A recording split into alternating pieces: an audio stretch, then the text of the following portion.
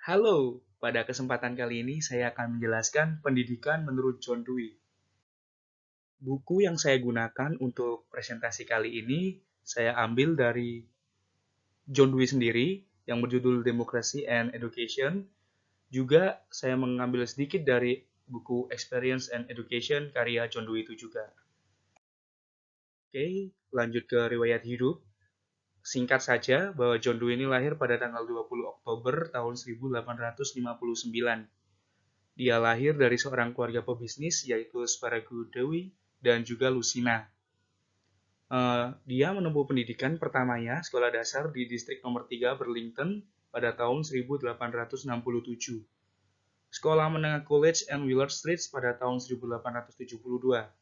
Dan kemudian John Dewey melanjutkan pendidikan di Universitas Vermont pada tahun 1875.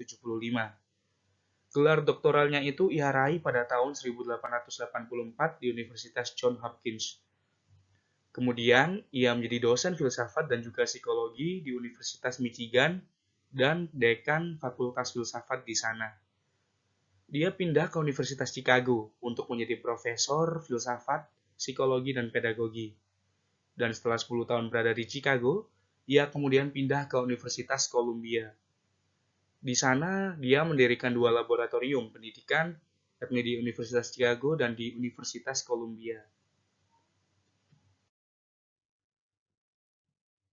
Nah, secara garis besar, kalau saya baca di buku Democracy and Education karya John Dewey, pendidikan manusia itu berkaitan dengan lingkungan sosialnya. Namun, secara umum atau secara garis besar, pendidikan menurut John Dewey itu merupakan sebuah proses dari individu untuk mengetahui partisipasinya atau fungsi dirinya di dalam masyarakat atau lingkup sosialnya. Nah, karena pendidikan itu sebuah proses, maka proses itu pun sangat kompleks. Dan karena kompleks itu, maka John Dewey mengatakan bahwa proses ini dimulai saat manusia lahir.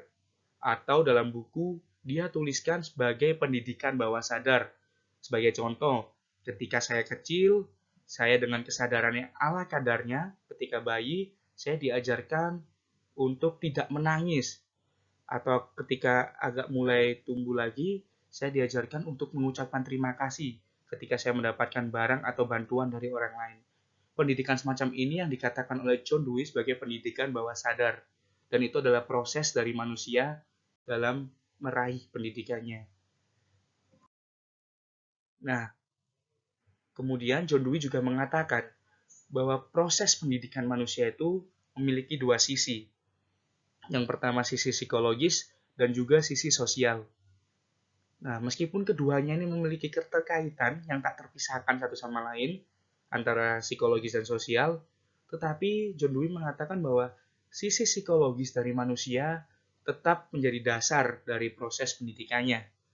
Ia mengatakan bahwa tanpa pengetahuan yang cukup pada struktur psikologis dan juga aktivitas individu, pendidikan akan menjadi begitu serampangan. Begitu pula dengan kondisi sosial, juga sangatlah diperlukan, karena kondisi sosial digunakan untuk memahami kekuatan atau bakat keterampilan anak secara tepat, kelebihan dan kelemahan anak secara tepat. Akan tetapi, karena menyesuaikan dengan peradaban yang ada, menjadikan pendidikan sebagai proses yang dipaksakan dan melulu eksternal. Ya, yang mana akibatnya adalah mensubordinasi kebebasan individu kepada status sosial dan juga politik yang sudah terbentuk di dalamnya. Maksudnya adalah, kalau saya bahasakan, ada semacam determinisme ketika ada seorang anak tinggal di lingkungan prostitusi, maka kondisi sosial dan kondisi psikologis dari anak itu juga mencerminkan atau memiliki faktor-faktor yang sangat membentuk anak itu dari lingkungan prostitusinya itu tadi. Nah, kemudian juga untuk memahami kekuatan manusia, sebenarnya kita harus tahu apa kegunaan dan juga fungsinya manusia itu di lingkungannya itu sendiri. Itu semua dapat kita ketahui hanya dengan memahami seseorang sebagai individu yang aktif di dalam lingkup sosial. Dan oleh karena itulah, maka lingkup sosial sangatlah juga penting di dalam pendidikan. Nah, Kemudian berlanjut, sebelum saya membahas lebih jauh mengenai hubungan lingkungan dan pendidikan menurut John Dewey dalam bukunya Democracy and Education. Yang selanjutnya saya menjelaskan sifat dan makna lingkungan sosial. Lingkungan terdiri dari kondisi-kondisi yang mendorong atau menghambat, merangsang aktivitas karakteristik makhluk hidup, khususnya manusia. Nah, lingkungan akan memberikan kondisi di mana ia berpikir, melakukan tindakan tersebut atau tidak. Oleh karena itu, lingkungan memiliki peranan yang besar di dalam diri manusia. Hal itulah yang memengaruhi kehidupannya. John Dewey juga mengatakan bahwa makhluk hidup, khususnya manusia, yang aktivitasnya itu pasti berhubungan dengan lingkungan sosial. Sebagaimana kita tahu ketika kita lahir di dunia, kita udah bertemu dengan lingkungan rumah sakit. Ketika kita pulang ke rumah, kita dengan lingkungan rumah. Dan begitu seterusnya sesuai dengan proses hidup kita. Nah, pembentukan diri dari lingkungan sosial ini bertujuan agar orang yang ada di dalamnya terbentuk dengan standar yang sudah ada di dalam lingkungan sosial ini. Nah, seperti yang saya katakan sebelumnya, bahwa dalam hidupnya manusia selalu melibatkan lingkungan sosial di tempatnya berada. Dan dalam perilaku sosial di lingkungannya, pikiran dan perasaan sangat berkaitan dengan tindakan dalam hubungannya dengan orang lain. Setiap orang tidak dapat menghilangkan unsur-unsur sosial di dalam hidupnya. Manusia akan senantiasa hidup dalam suatu lingkup sosial tertentu. Dengan segala dinamikanya, manusia itu akan terbentuk dan juga akan mengendalikan secara umum tingkah laku yang akan dikeluarkan di dalam dirinya melalui lingkungan sosialnya. Nah, sekarang saya masuk dari bagaimana lingkungan sosial ini sangat mempengaruhi pendidikan dari seseorang. Nah, dikatakan bahwa lingkungan sosial ini membentuk disposisi mental dan emosional perilaku pada individu. Maksudnya apa? Seperti yang saya contohkan tadi. Semisal ada seorang anak yang tumbuh dan berkembang di lingkungan prostitusi, maka anak itu secara tidak sadar atau mungkin sadar, disposisi mental dan emosionalnya akan berdampak pada perilakunya, yakni entah yang mencerminkan prostitusi atau apa yang dilakukan lingkungannya. Dan itulah membentuk pendidikan dalam diri anak itu. Kemudian, ditekankan oleh John Dewey juga bahwa pendidikan berbeda dengan pelatihan. Kalau pendidikan menurut John Dewey itu juga akan tertanam dalam hatinya. Sebagaimana anak tadi yang tumbuh dan berkembang di lingkungan prostitusi, maka akan ada pendidikan dan pengetahuan-pengetahuan yang tertanam dalam dirinya, dalam batin anak itu. Nah, sedangkan ketika pelatihan tersebut hanya akan mengubah perilaku fisik dari anak itu. Sebagai contoh adalah bagaimana anak itu berbicara dengan kosakata-kosakata yang terlahir dari lingkungannya itu.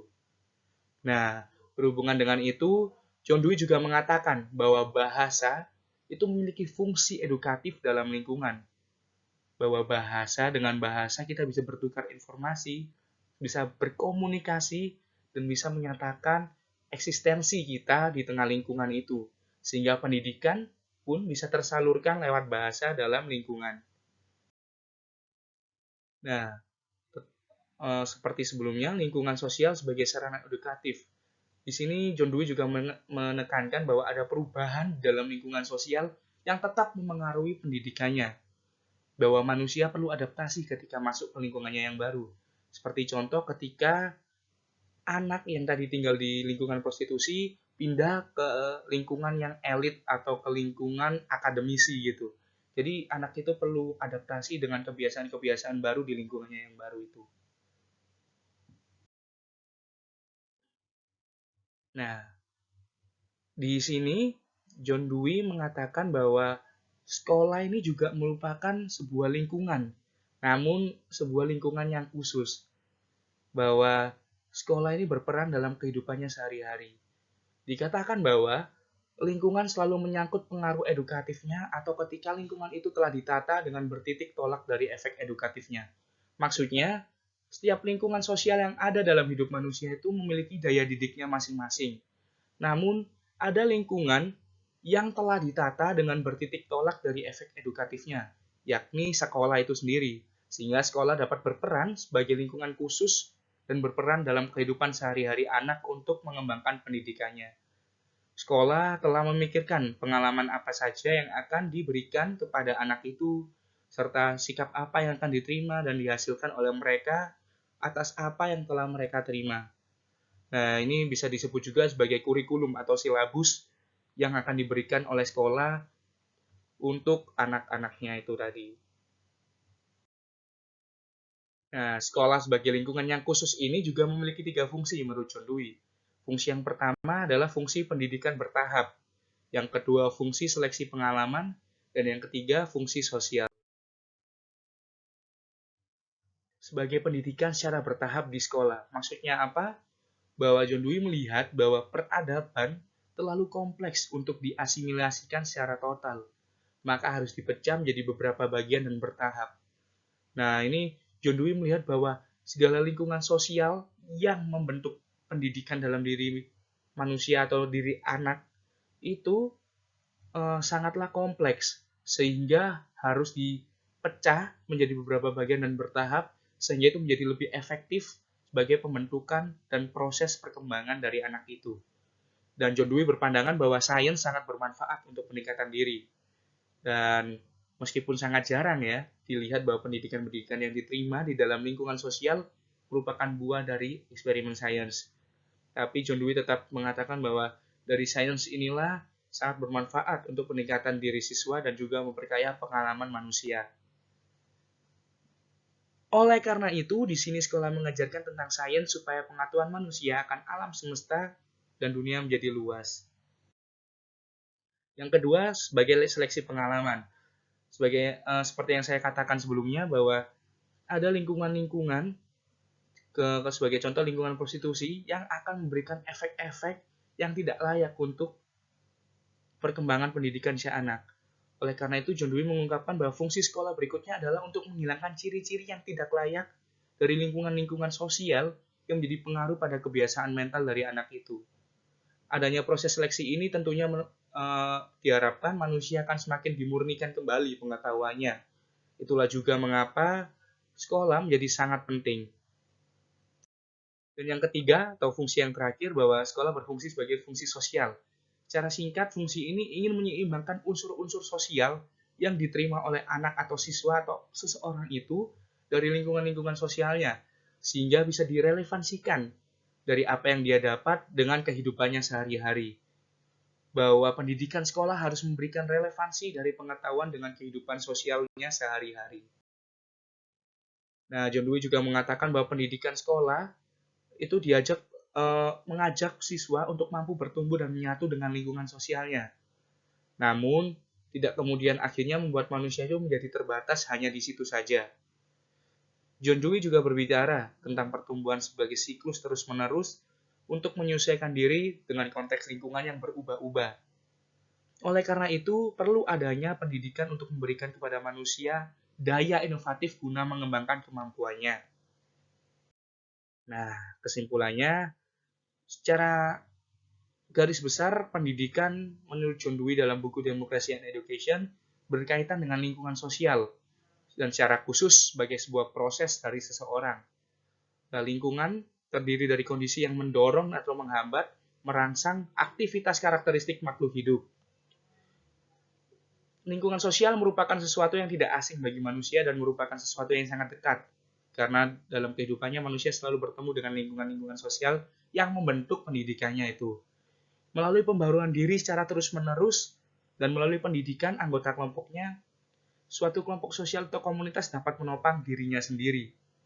Dan John Dewey mengungkapkan bahwa sekolah merupakan contoh khas lingkungan yang dibingkai dengan referensi tegas untuk memengaruhi disposisi mental dan moral para anggotanya. Demikian yang bisa saya paparkan. Terima kasih.